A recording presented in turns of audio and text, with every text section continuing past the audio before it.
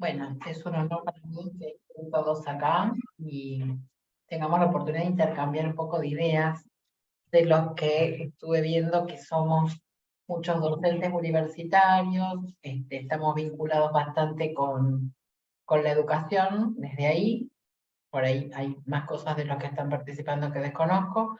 También estamos bastante involucrados con la estadística, porque veo que hay varias personas que me suenan de trabajar en estadística, y la estadística hoy devino en ser una de las patas de la ciencia de datos, ¿sí? Y la ciencia de datos tiene adentro cosas que este, conviven con nosotros cotidianamente, como la inteligencia artificial. Y querramos que no, nos están marcando un contexto diferente en la actualidad. ¿En qué sentido? Bueno, eh, hoy en día ya está la visión artificial, por lo cual si ustedes hacen un exceso de velocidad, esto inmediatamente es captado por alguna cámara que inteligentemente reconoce cuáles son los números, inmediatamente busca en algún archivo y les manda la multa. Si van a buscar en la web una heladera, probablemente al día siguiente haya 3 o 4 lugares que hicieron algo de web scrapping, agarraron eso de la red, les dicen que tienen heladeras, que tienen financiación. Si es que consiguen algo con financiación hoy en este país, ya estaría bastante bueno que hagan inteligencia artificial, un poco de inteligencia para generar cuotas, ¿no? Pero en general, todo lo que hacemos, por ejemplo, cuando vamos a chatear con algún lugar para pedir un turno, también nos habla alguien que en forma inteligente va respondiendo nuestras preguntas, que a veces es una persona, pero a veces es un chat con un robot. Hay reconocimiento de rostros. Hoy, por ejemplo, le pueden poner a una aplicación el rostro de Obama o el de ustedes mismos y ponerle varias imágenes y que la aplicación decida. Hay una aplicación que no sé si la conocen, pero se las comparto porque a mí me divirtió mucho y se llama Dalí. No se escribe exactamente igual que el pintor, pero bueno, si ustedes esa aplicación, que se la pueden bajar, es gratis, le ponen, quiero que me hagas un oso andando en bicicleta mientras come pizza, estilo Van Gogh, les va a dibujar 4 opciones de un oso andando en bicicleta, estilo Van Gogh. ¿Qué está haciendo esa aplicación? Está utilizando un repositorio de imágenes, genera un estilo, un reconocimiento de patrón de cómo es la pintura de Van Gogh, porque si ustedes le ponen estilo Picasso, les va a tomar otro estilo completamente distinto y pueden jugar con eso. Y de ese repositorio va a recomponer la idea de ustedes del estilo de Van Gogh. Pero también va a sacar un montón de osos polares, se los va a poner en posiciones distintas, va a buscar lo que es la bicicleta, va a buscar lo que es la pizza, y finalmente les va a hacer una construcción inteligente que por ahí a un pintor le llevaría, qué sé yo, una semana de trabajo generar esas 4 imágenes con ese nivel de detalle.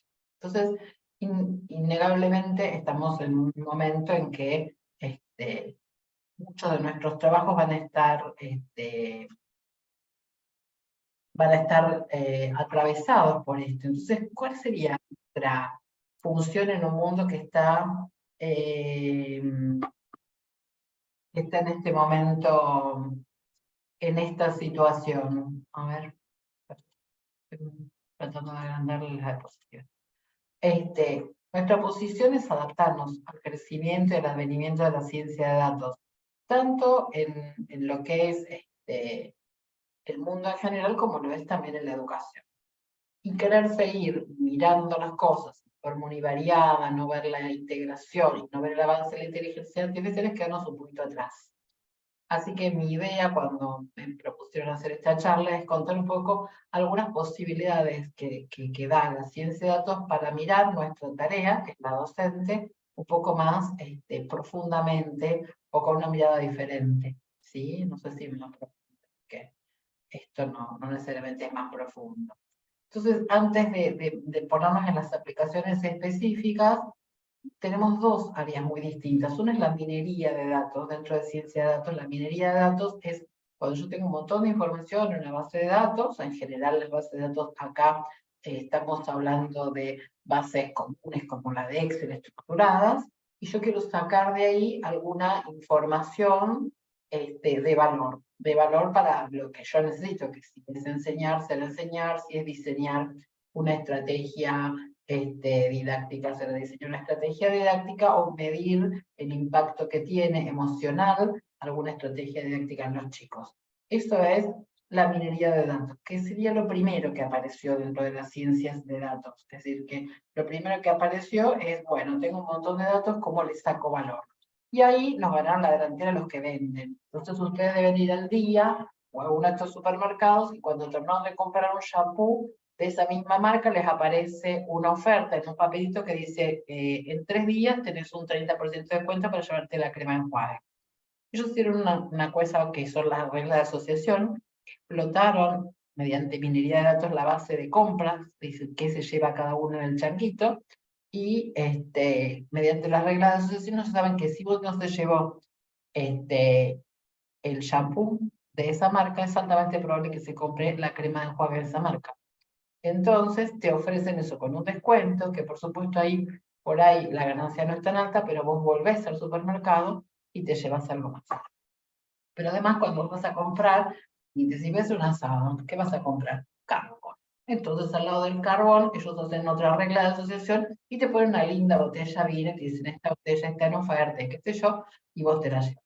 Bueno, ellos explotan cosas de asociación, pero la asociación que explotan por las ventas la podemos explotar para enseñar, para aprender, para generar mecanismos de pensamiento o estructura de pensamiento de los chicos.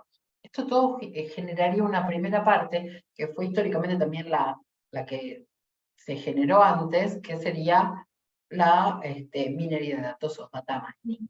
Pero después el hombre es muy ambicioso y quiso decir, hay tareas rutinarias que vengo haciendo todo el tiempo, no podría una máquina que las haga por mí, por ejemplo, qué sé yo, clasificar cosas o detectar opiniones, y ahí empezó la aspiración a reproducir la inteligencia, al ser algoritmos que de alguna manera reemplacen el trabajo humano en cierta medida, no totalmente, ¿no?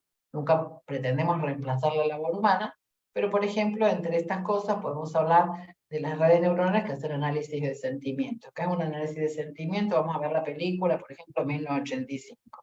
Entonces sale uno y dice, ay, fabuloso, espectacular, maravilloso, entretenida, que es una cantidad de cosas, y dicen, esta opinión es buena. Y después al otro dice, ay, va un poco aburrida, lenta, que yo, esta opinión es mala, y después le meten adentro 5.000 opiniones y hacen lo que se llama Natural Language Processing, que es procesar todas las opiniones de las personas, es decir, el 70% en 5 minutos de las opiniones, de las 10.000, de las 100.000, de las 2 millones de opiniones, es positiva, el 30% es negativa, o el 20% negativo y el 10% es neutro. Entonces eso es Natural Language Processing, que por supuesto se puede hacer también con qué opinan los chicos de alguna actividad, de alguna cosa, cómo les impacta. Ese Natural Language Processing ya requiere una estrategia un poco más sofisticada, que es el aprendizaje automático.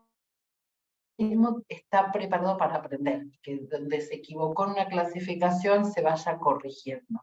Eso es lo que caracteriza al aprendizaje automático y lo distingue de la minería de datos. Sin embargo, hay metodologías que pertenecen tanto a al data mining como al machine learning, por ejemplo, el clustering. Clustering, que es armar una clasificación no supervisada, es decir, sin saber cuántas clases hay ni qué características tiene cada clase, simplemente ver qué agrupamiento de chicos tengo. ¿Y para qué podría servir en educación hacer un agrupamiento de chicos? Por ejemplo, para saber cómo piensan, cómo razonan, cómo se organizan sus tiempos, cómo priorizan qué estudiar. Bueno, uno podría hacer una segmentación de los chicos, como se hacen en las empresas para ver cómo compra la gente. ¿Y para qué quieren saber cómo compra la gente? Para venderle más. De la misma manera, nosotros tenemos nuestra venta, nuestro kiosquito. Nosotros queremos venderles conocimiento, queremos que lo adquieran. Entonces, de alguna manera segmentar las formas en las que ellos piensan nos permitiría acceder más fácilmente a sus aprendizajes, ¿sí? Bien, para realizar esto, que es el clustering, uno usa herramientas que corresponden a data mining y a machine learning, que no es una división, digamos, tipo partición de un espacio muestral, ¿no es cierto? Es una división que se solapa de alguna manera. Hay algunas metodologías que conviven dentro del mundo de la minería de datos y del aprendizaje automático. Más o menos, la minería de datos arranca en el 1930 y anterior, por supuesto, al aprendizaje automático, que arranca en 1950, cuando aparecen las primeras redes neuronales. Las redes neuronales nacen, en principio, con principios comerciales, con algoritmos o procesos más de la ingeniería electrónica, y se detienen en su crecimiento porque alguien demuestra, alrededor del año 1960, que el perceptrón, que es la primera red neuronal que existió, no tiene capacidad de discriminar clases no lineales. Es decir, que cosa que pasa mucho en el momento de clasificar, falla. Entonces ahí se detiene como 20 años la red neuronal hasta que a alguien se le ocurre proponer otros esquemas, otras arquitecturas de redes neuronales, y alrededor de los años 70 vuelven a despegar. Actualmente, digamos, tenemos redes neuronales en el reconocimiento de voz, en el reconocimiento de patrones, y en esto que les contaba de Dalí, o hay algunas otras aplicaciones que Google puso en forma gratuita para que nosotros hagamos. Por ejemplo, ustedes le ponen 3 o 4 notas y Google te la armoniza según Chopin, según Bach, según Mozart, y te hace una musiquita que tiene que ver con las notas que vos le pusiste y con los estilos y el reconocimiento de patrón que hizo respecto de cómo es la música de cada uno de estos 3 compositores. Tiene solamente 3 la que yo vi. Supongo que debe haber bastantes otras aplicaciones que no son todas las que yo vi, pero hay algunas que son fantásticas. Hay una de reconocimiento de rostros que es muy simpático, que es una aplicación en la que ustedes simplemente ponen una foto y después le ponen 3 fotos y tienen que reconocer cuál es el que se parece, si es que hay alguno que se parezca a eso. De alguna manera eso está también en las pruebas de ADN, reconocer los patrones humanos. ¿Qué pretende de diferente el data mining y la inteligencia artificial? El data mining va a sacar patrones, cómo se comporta determinada cosa, qué estructura tiene y quién se aparta. ¿Quién se aparta de esa estructura? Si yo tengo una manera en que piensan todos, tengo un pibe que piensa distinto. Entonces ahí voy a tener algo que explicar. Entonces se explica el data mining. Mientras que la inteligencia artificial o el aprendizaje automático entrena un algoritmo para que haga tareas en forma independiente, aprendiendo el mismo algoritmo de su propio error, ¿sí? La minería de datos necesita almacenes de grandes cantidades de datos que hoy en general hay disponibles, y si no hay disponibles, se hace scrapping, se saca de la red, porque entonces yo quiero saber cómo le impactó a la gente el partido de ayer. Me estoy refiriendo al de Argentina, como están suponiendo. Yo puedo agarrar y hacer un web scrapping de todos los tweets que hicieron respecto del partido. Hacer un análisis de sentimiento y decir, el 80% de los argentinos está deprimido. El 15% ni se enteró que Argentina jugó y hay un 5% al que no le importa, por ejemplo. Y rápidamente, con un web scrapping que puede durar 15 minutos y un análisis de sentimiento que puede durar, bien programado, otros 15 minutos, yo tengo una información de valor que puede servir para una agenda política, que puede servir para una agenda educativa, que puede servir para cualquier otra cosa del conocimiento humano. ¿Qué pasa? En la minería de datos necesariamente estamos utilizando la inteligencia humana para interpretar esas salidas. Mientras que en el aprendizaje automático el hombre hace la programación, el diseño del algoritmo y después simplemente el algoritmo hace su propio aprendizaje. Hay un desarrollo muy importante de todo esto que sería el aprendizaje, y se utiliza fundamentalmente en estas cosas que yo les digo, de redes neuronales, reconocimiento de voz, reconocimiento de sentimientos o análisis de sentimientos, clasificación, la lectura inteligente y reconocimiento de caracteres del OCR, puede estar programado con redes neuronales. También para predecir a futuro cómo va a ser, supónganse que estoy preocupada por la deserción, que no se usa más para las acciones, los valores de las acciones, pero uno lo podría utilizar para la tasa de deserción o la tasa de aprobación de una carrera en función de determinadas estrategias que uno realiza. Hasta entonces, hasta hace pocos años, las únicas estrategias que había para hacer predicciones a mediano y largo plazo eran series temporales que utilizaban métodos ARIMAS, ARIMAX, es decir, que se fueron mejorando esos métodos de predicción. Pero hoy hay máquinas mucho más inteligentes, como son el XGBoost, que tiene como un árbol de decisión en cada predicción que va corrigiendo los errores y ajustando los valores a las próximas predicciones, utilizando ciertos algoritmos de corrección de esos hiperparámetros que tiene, y hay, por ejemplo, otra máquina bastante inteligente que se llama Prophet, como profeta, que la saca Facebook. Facebook también genera ciertas estrategias de inteligencia artificial. Entonces, nosotros lo que pretendemos con esto es por ahora distinguir entre ambas estrategias y algoritmos, ¿sí? ¿Para qué se usan? ¿Qué puedo hacer con todas estas estrategias? No sé si acá fui totalmente abarcativa de todas las posibilidades, pero las más importantes diría que son clasificar.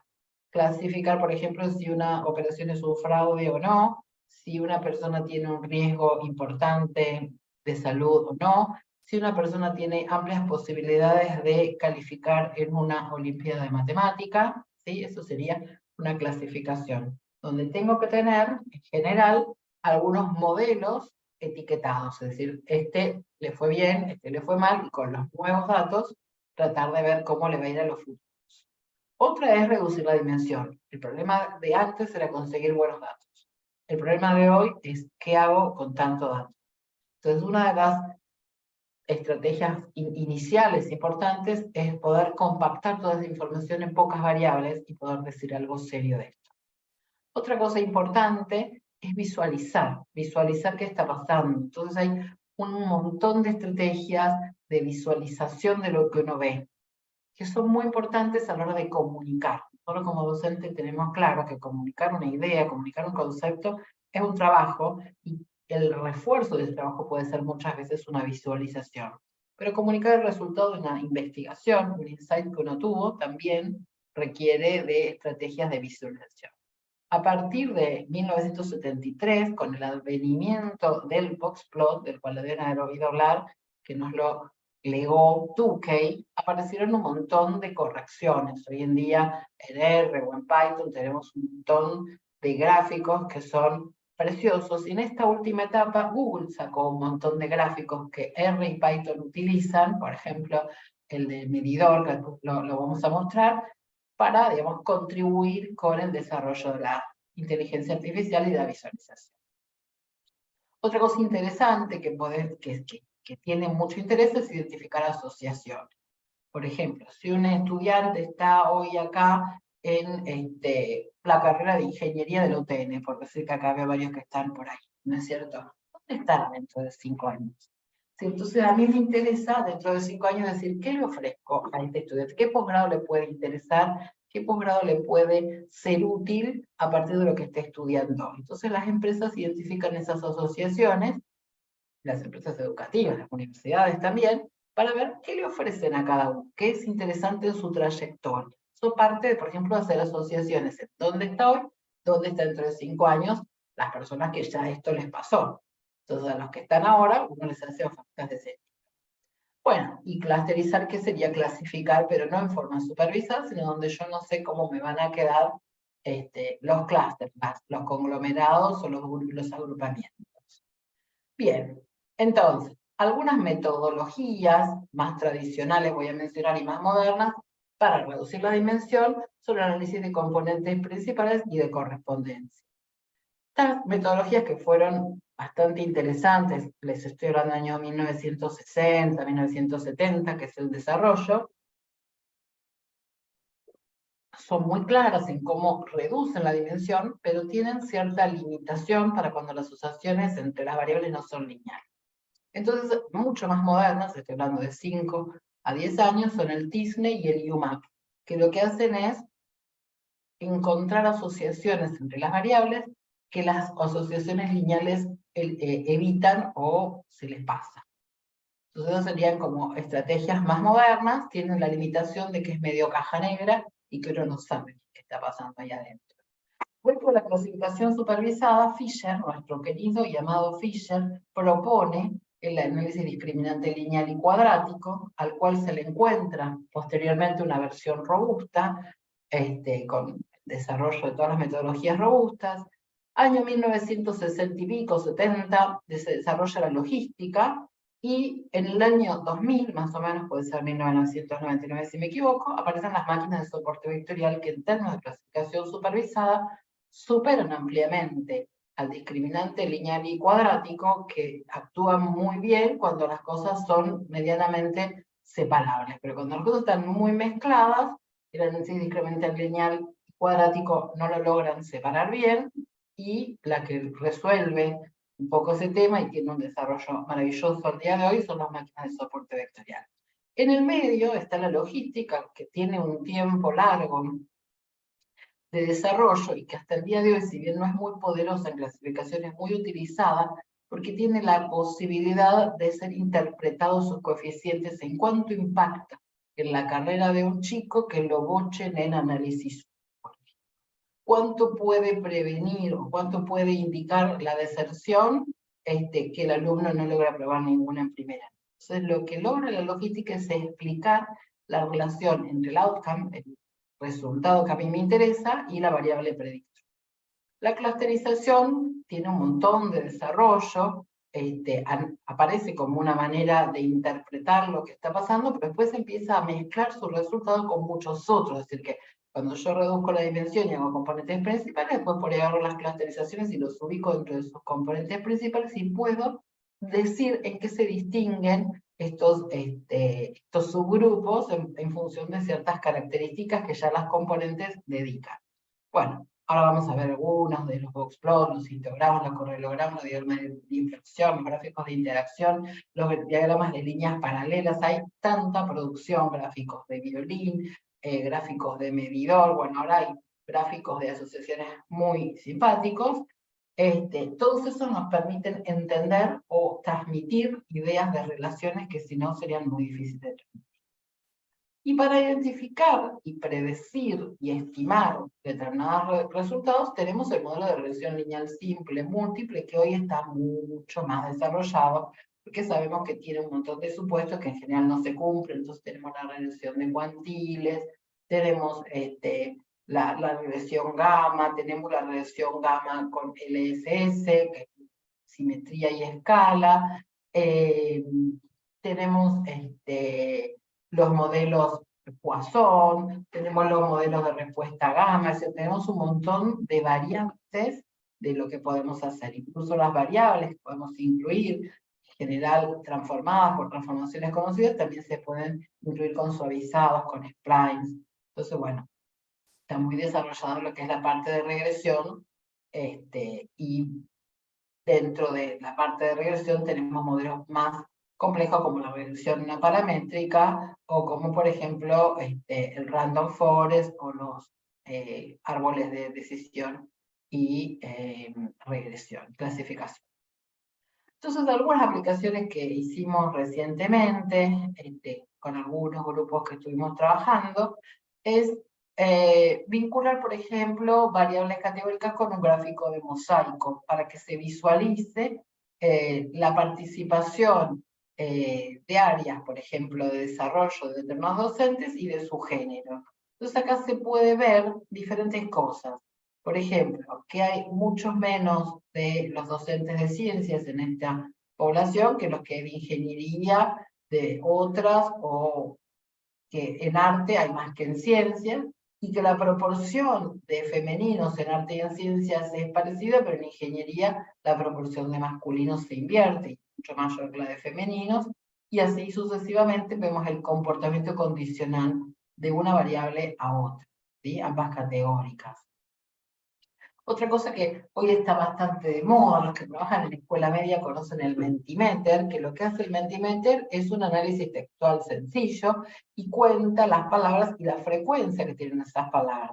Y la representación de esa frecuencia está directamente relacionada con el tamaño en esta nube de palabras, ¿sí?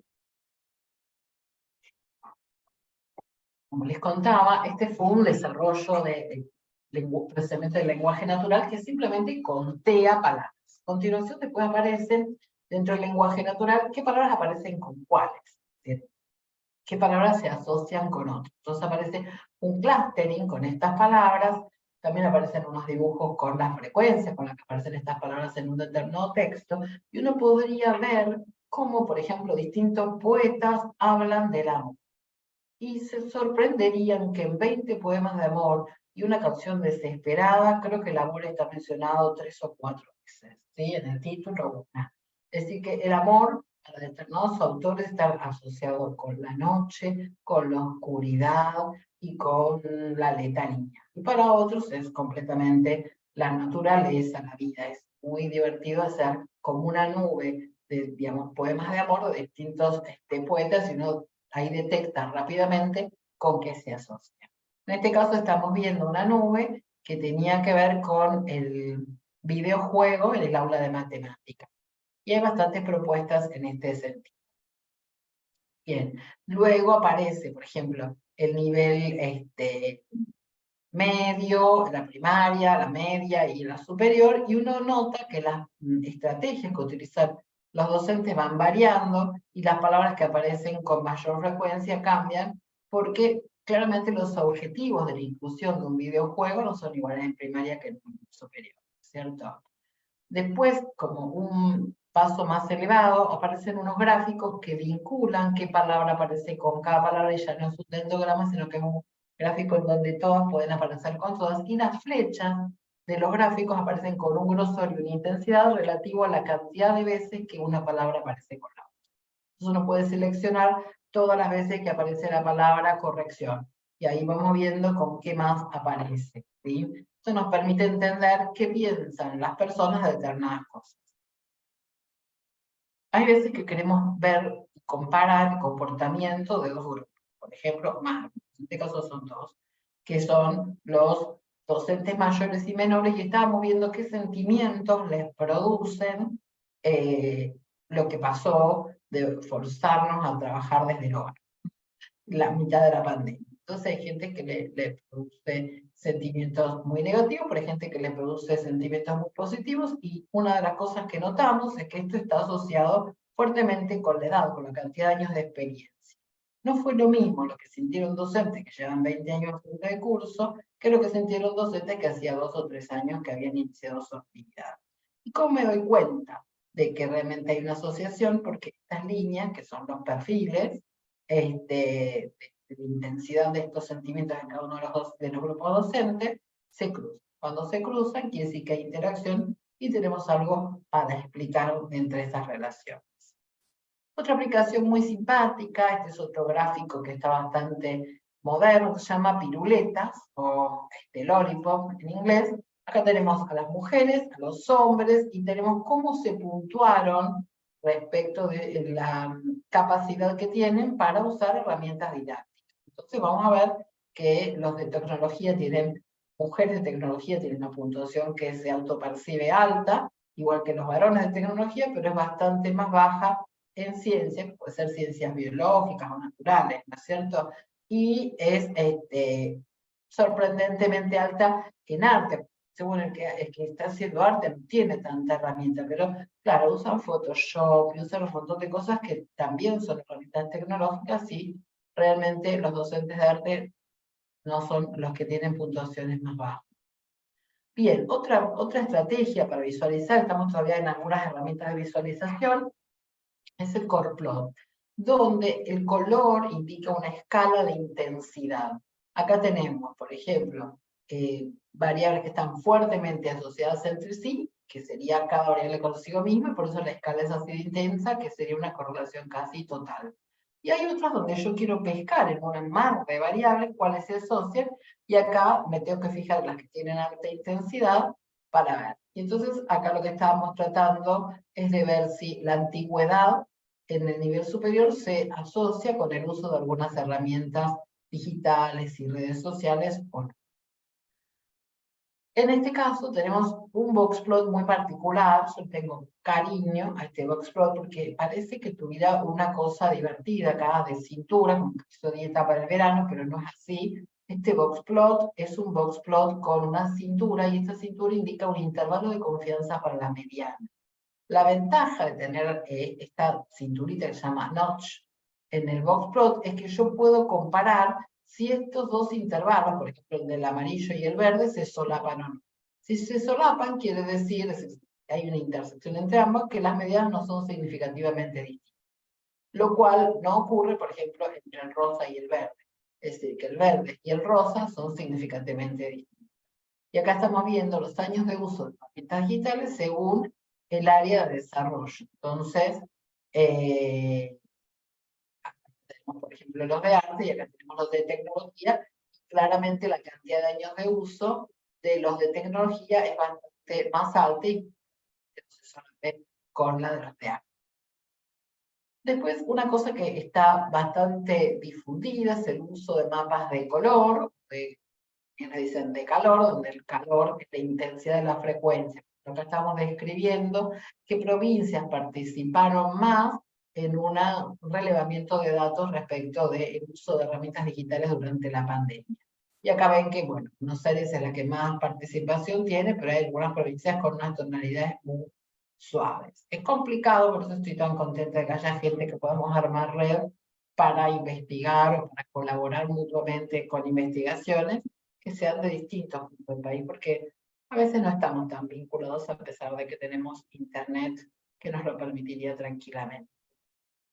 Bien, y este del que se estaba hablando, que se llama Gauge, es un gráfico de medidor. Entonces uno podría marcar herramientas que tienen bajo uso, herramientas que tienen uso mediano, herramientas que tienen alto uso. Uno divide esta semicircunferencia en 3 valores de corte, que en este caso es el 35 y el 70% de la gente que la usa, y acá tenemos herramientas que hay muy poca gente que las usa, que apenas un 18% las está usando, herramientas que las usan la mitad de los docentes y herramientas que las usan un montón de los docentes. Entonces esto permite visualizar rápidamente, porque estamos acostumbrados a ver medidores, sobre todo el de nafta del auto. Bien, entonces ahora vamos a ver qué podemos hacer en educación con la reducción de la dimensión y la clusterización. Entonces fíjense que tenemos acá estilos de pensamiento. Acá tenemos los teóricos, los activos, los pragmáticos, los reflexivos, y tenemos en dónde se posicionan los que están estudiando tecnología, educación, artes aplicadas, y uno en este diagrama tiene una reducción de dimensión donde la primera componente capta un 66%, y la segunda componente capta un 25%, ¿sí? Es decir, que entre las dos estamos pensando en llegar, qué sé yo, un 91%, 92% de la variabilidad explicada de todo lo que pasa en este conjunto.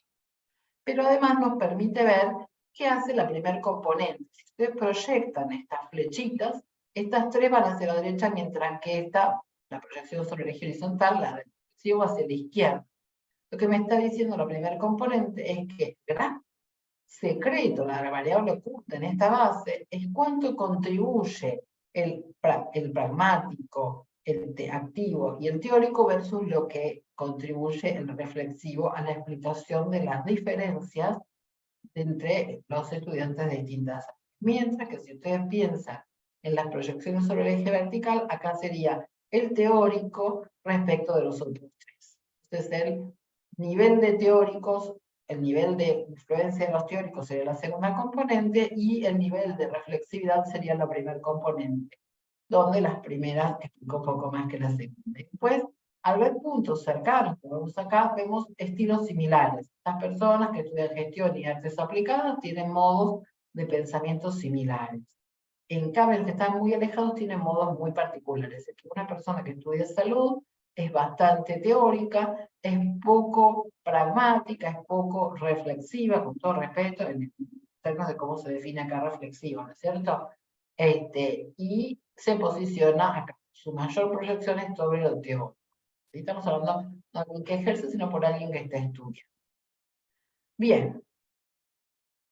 Una vez que uno tiene el análisis de componentes principales, pueden aparecer ciertos clústeres que sean explicados.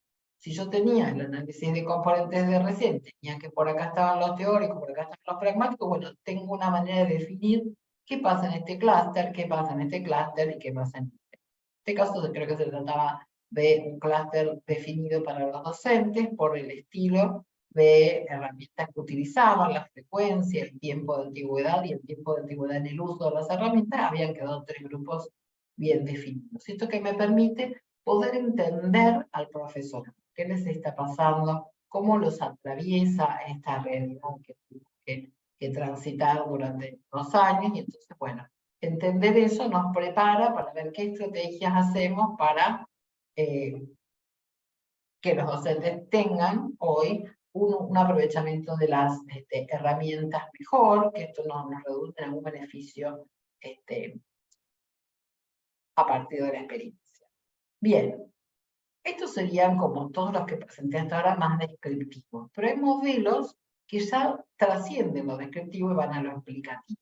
Obviamente no puedo presentar todos los modelos, pero por ejemplo, podríamos ver algo que ya estamos dentro de del Machine Learning, que empieza a hacer los árboles de regresión y clasificación. Yo acá quiero encontrar características que me permitan explicar por qué hay docentes que se evalúan mejor en el uso de herramientas digitales que otros docentes. Entonces, esta evaluación se compone de evaluaciones en 6 áreas. Una, 2 años, 6. Bueno, lo que hace la herramienta esta, que no podríamos hacer a mano porque en una base de 1500 había que formar para cada valor de corte de cada una de estas áreas, de funciones de estas áreas, cuál hace la mayor diferencia. Entonces, lo que hace la herramienta es buscar rápidamente cuál es el valor de corte y de cuál área que distingue mejor los dos. Entonces, en el grupo general, la autoevaluación en uso de herramientas digitales había sido 4,3 para el 100%. Pero si yo corto por el área 1 y divido los que tienen menos de 2,6 en este área respecto a los que tienen más de 2,6, me encuentro con dos subgrupos. En este subgrupo, que es el 63% de la gente, la puntuación media fue 4,1. Y en este, que son los que en el área 1 tienen alta la puntuación, quedó el 37% y se puntúan 4,7, bastante más que este 4,1. Dentro de este 4,7, lo dividimos en dos, y la que divide acá es el área 2. Acá se da que va área 1 y área 2, y área 1 y área 2, pero podría haber pasado que acá corte el área 3, ¿sí? Tranquilamente. Y que cambien, por supuesto, los valores de corte como cambiaron acá. Entonces, fíjense, en este grupo de acá son los que tienen más de 2,6 en el área 1 y más de 3,2 en el área 2. Y esos son un 7% y su puntuación es altísima, 5,2. En este otro grupo de acá, que es el 29%, tienen más de 2,6 en el área 1 y menos de 3,2 en el área 2, son el 29% y el puntaje medio es 4,6. Esto hacer a mano sería imposible, esta base era gigante, entonces esta herramienta lo que hace es hacer toda esa secuenciación de puntos de corte y elegir en dónde quedan mejor distribuidos. Ahora, esta herramienta está bastante influenciada por quienes constituyen. Entonces existe otra herramienta que también viene del Machine Learning, que lo que hace es tomar muchísimas submuestras de la misma población, es decir, le digo, toma muestras de tamaño 800, se toma 500 muestras de tamaño 800 y calcula qué es lo que impacta más para medir la autoevaluación. Y acá dice, por ejemplo, en el criterio que toma a la izquierda, que es el square error, es el área 2 y luego el área 1 y el área 4. El área 3, 6 y 5, la puntuación que se dieron en ese área no impacta más. En cambio, si tomo como criterio qué tan puro queda el nodo, es decir, el lugar final, entonces ahí, otra manera de medir la prolijidad, área 1 y área 3 con área 2 aparecen altas y las que aparecen bajas son 4, 6 y 5. Así que, según lo que yo quiera como criterio, el Random Forest me va a indicar cuáles son las variables que más impactan. Cuando yo hago clasificación, lo que redundantemente quiero es que mi regla de clasificación, mi modelo de explicación explique bien. Y para eso, lo que tengo que hacer es medir el área bajo la curva R. Y la curva ROC, o curva característica de la operación, en su diagonal dejaría el 50%, que sí que un buen método tendría que tener bastante más que el 50%. Si fuera perfecta, se pegaría a los márgenes y sería el 100%, eso no existe. En este caso, es una probabilidad de buena clasificación el área que queda abajo de esta curva. Esa sería la probabilidad de que una persona que tiene que clasificarlo bien o mal tenga la probabilidad de ser bien clasificada. En este caso, el área bajo la curva dio 78%. Esto quiere decir que el 78% de los individuos que yo les aplique este modelo logístico van a quedar bien clasificados en su grupo y hasta se puede hacer un intervalo de confianza e indicar cuál es el punto ideal de corte. para estos modelos explicativos, por ejemplo, este de clasificación. Otra podría ser mirar factores, ¿sí? Por ejemplo, y ver en dónde, que sea adulto en la educación o que sea joven, que sea hombre, que sea mujer, pueden tener distinto efecto en la media de los resultados en cierta prueba, de matemática, de historia, de la que quieran, ¿no es cierto? Entonces, fíjense que el comportamiento de las mujeres es, las adultas tienen menor nota que las jóvenes, mientras que en el caso de los varones, las adultas tienen mayor nota que los jóvenes, ¿sí? Y la diferencia es bastante más importante en el caso de las notas de los varones que en el caso de las notas de las mujeres. Una salida clásica para explicar el prestigio que tiene a veces una profesión en función de su educación, del ingreso y del tipo de trabajo que hace. Estos datos son muy conocidos, son datos de prestigio, están disponibles en R. Lo que hace el modelo es decirme cuánto impacta y de qué manera cada variable, ¿no? Por ejemplo, acá estos asteriscos indican que es muy significativo el impacto de la educación sobre el prestigio. Así que en el momento que se tomó esta encuesta, la gente que se educaba era mucho más prestigiosa porque el coeficiente es positivo. Y el ingreso también hace un impacto importante. Fíjense el coeficiente que tiene el ingreso, es decir, esto explica las botineras, ¿cierto? Porque una cosa es el prestigio académico, otra cosa es el otro prestigio que uno puede tener, y el tipo de profesional, si es un profesional también impacta, y si tiene cuello blanco o cuello azul también importa, pero no tanto. Fíjense que estos dos no son significativos en el modelo. Acá les traje una cosa interesante, que es la calificación en función de las horas de dedicación. Entonces, acá esta regresión es distinta a las regresiones que queremos. De hecho, nuestras regresiones están acostumbradas a una sola recta, y cuando tenemos este embudo decimos que son heterosedásticas y no sabemos qué hacer. Bueno, una opción para resolverla es no estimar lo que se hace en una regresión común, que sería la esperanza de la respuesta dado un valor de la variable predictora, sino estimar un cuantil 5%, el cuantil 95%. Entonces yo sé para cada cantidad de horas de dedicación cómo va a ser la calificación del 5% de los de menos calificación, o del 95%, o del 50%. Le puedo decir a una persona, según tus horas de dedicación, tu nota no debería bajar de tanto, porque el 75% está por encima de esa. Y esta misma observación que se puede hacer mediante una regresión de cuantiles, que es una estrategia bastante linda y moderna, se puede hacer un poco más sofisticada si yo utilizo un modelo Gambles, que es decir, que estimo también la simetría y la escala de la distribución, y de esa manera lo que hago es, en lugar de pensar que hay una curva normal, pienso que hay una curva gamma posicionada en cada uno de los puntos de la regresión de los cuantiles. Acá estoy prediciendo el valor de la mediana a partir de una distribución gamma de los residuos, en lugar de pensar en una gama de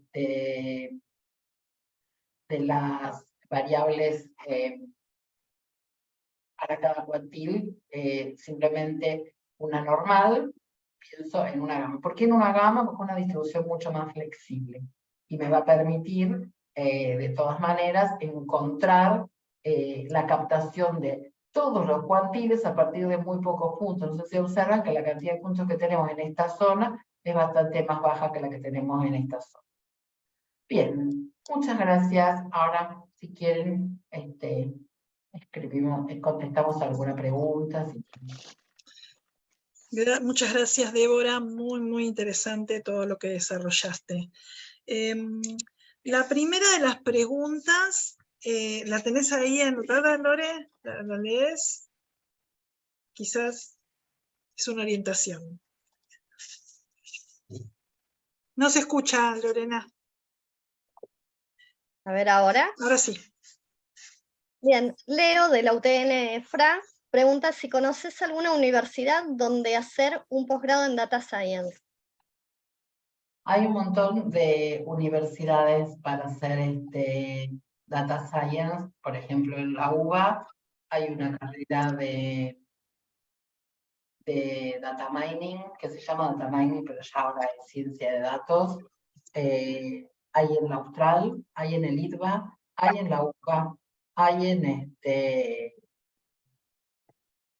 ¿en dónde más hay? En la Universidad de Cuyo. Todos están ahora haciendo carreras de grado y de posgrado en Data Science, porque es en realidad un área de bastante demanda de trabajo. Es decir, incluso mucha gente que termina su carrera de ingeniería no me llama la atención que entra a trabajar en una empresa y los ponen a hacer Data Science dentro de la empresa. No es raro que entonces te encuentres en un aula de posgrado con gente que es ingeniero, gente que es licenciado en sistemas, gente que es médica, gente que es bióloga, que van a hacer genética, gente que es música, gente que es lingüista. Todo el mundo está interesado hoy en hacer más poderosas las herramientas que usan. Y lamentablemente también hay mucha gente de la FIT.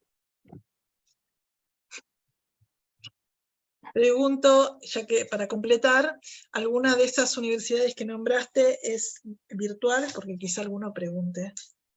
Hay una diplomatura virtual, diplomatura en la Universidad de Cuyo, y hay una carrera en la Austral virtual de Data Science, que es equivalente a la carrera de la UBA. Totalmente virtual porque hay alumnos de bien lejos, Bien. incluso de otros países cursando. Leonardo pregunta cuál recomendás. La de la UBA, pero no es virtual. Es virtual la de la UBA. No, No. no. De las virtuales, sino la Austral. Acá preguntan de la Universidad de Cuyo, ¿qué facultad es? Es la Facultad de Ciencias Económicas, creo que la que dirige la diplomatura. Es importante saber que una diplomatura tiene pocas horas y entonces la profundidad de los saberes es un poco menor que en una maestría, ¿cierto? Hay que saber eso, como cuánto uno se quiere meter. Hay una también en la UNTREF ahora, pero no sé bien, creo que es presencial. Bueno, acá hay muchas felicitaciones por la charla. Excelente presentación. No sé si alguien quiere hacer alguna pregunta, puede prender el micrófono y hacerlo directamente. Lo hacemos en orden y listo. Algo sobre alguna de las cosas que haya desarrollado de la temática.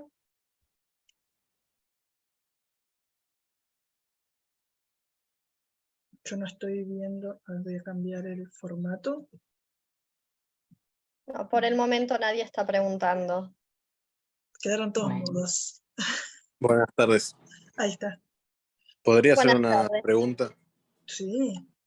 Quizás es un poco específica, pero yo me estoy metiendo ahora en el tema de ciencia de datos, estoy haciendo un curso de Python y bueno, investigando por YouTube, me interesó el tema de Machine Learning y veo que se usa mucho estadística y análisis y me gustaría saber, es muy concreta la pregunta, ¿qué temas repasar? Bueno, yo soy ingeniero de la UNCI en automatización. Y bueno, después de todas esas materias, pero bueno, uno se va olvidando, ¿no?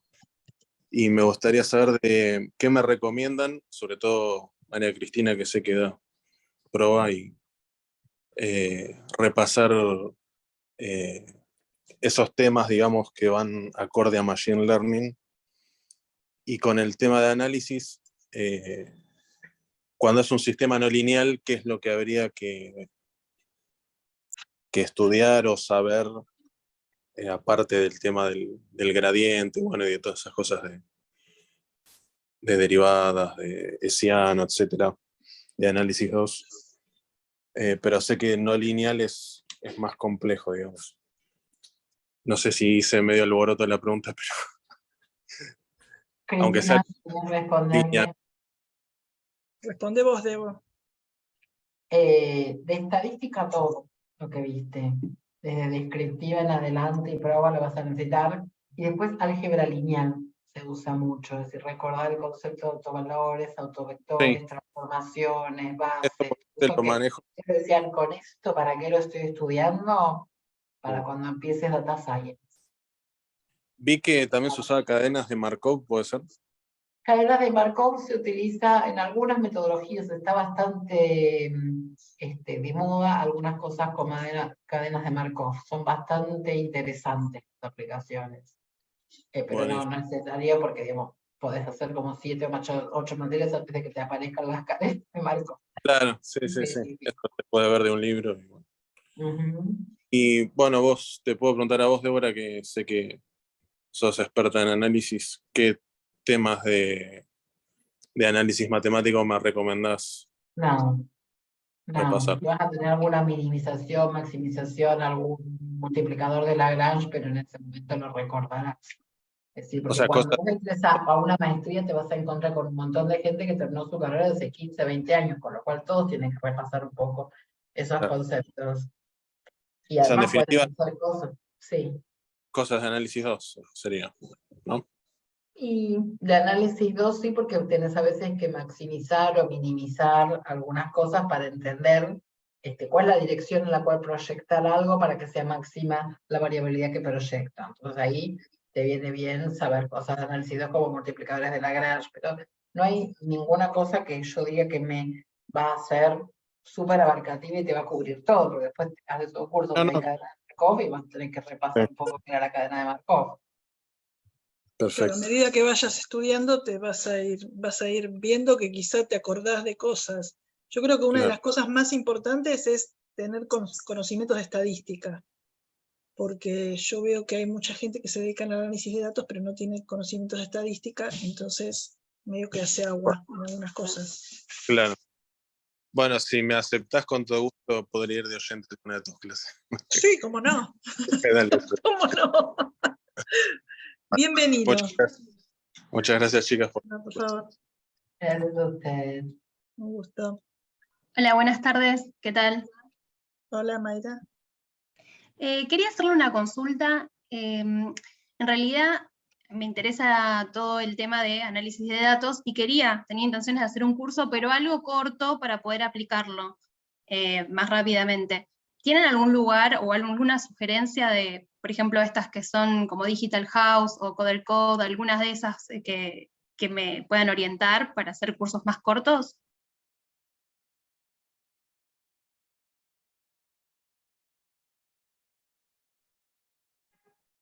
No llegas al mismo lugar en los atajos.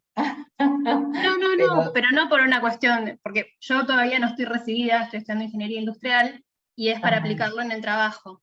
La idea más adelante, cuando me reciba, sí puedo hacer un posgrado sobre el tema, pero sí, me En podían Coder orientar.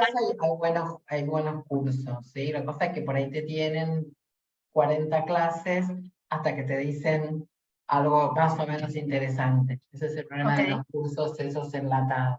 Ese es el problema, o sea, te dan muchas horas hasta que te digan la posta. Porque suponen un nivel muy básico de la gente, eso es lo que hacen. Entonces van desde muy abajo. O sea que no es tan recomendable. No es lo que yo más te recomendaría. Claro, como más instrumental, no sé cómo, ¿no? Sí, es básico. Claro. Lo mismo que los cursos de Udemy. Quizás encontrás algo específico que quieras, pero son demasiado instrumentales. No sé cómo decirlo de otra manera. Bien, bueno, gracias. De nada. Elsa quiere preguntar algo. Hola, buenas tardes. Bueno, felicitaciones por la ponencia. La verdad que se mostraron muchas cosas interesantes. Y yo trabajo mucho en lo que es investigación educativa y bueno, acá desde la coordinación de la licenciatura en tecnología educativa y las otras licenciaturas, a menudo notamos que es un tema que todavía falta explorar, ¿no es cierto? Falta profundizar en lo que es realmente en todos los educadores y que es muy importante que digamos, nosotros los educadores, los que estamos a cargo de formación docente, podamos capacitar también, ¿no? En estas instancias, así que bueno, yo quería agradecer y realmente me parece un tema que es muy interesante para seguir propagando entre entre los educadores, y sobre todo, bueno, yo hice la diplomatura en Ciencia de Datos en Austral, bueno, estoy estudiando en La Plata, tiene muy buenos docentes, también hice minería de datos con Lanzarini y con otras profes también de visualización de datos, que la verdad que son buenos. Lo más importante, yo creo que cuando uno se forma en ciencia de datos, sobre todo en lo que es aplicación al ámbito educativo, también es entender un poco el contexto.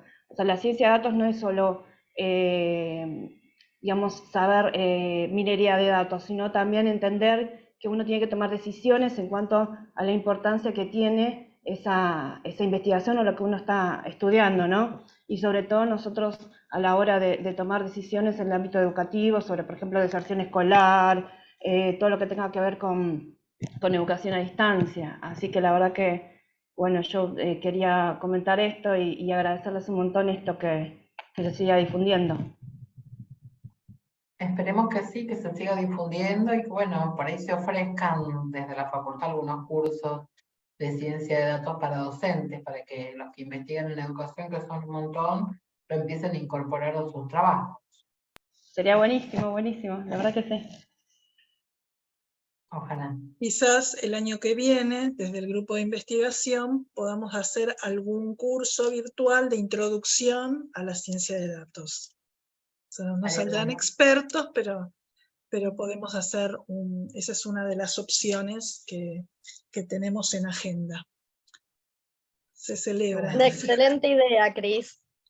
Bueno, acá ya la tenemos a Débora y vamos a ver qué podemos hacer. Algo haremos.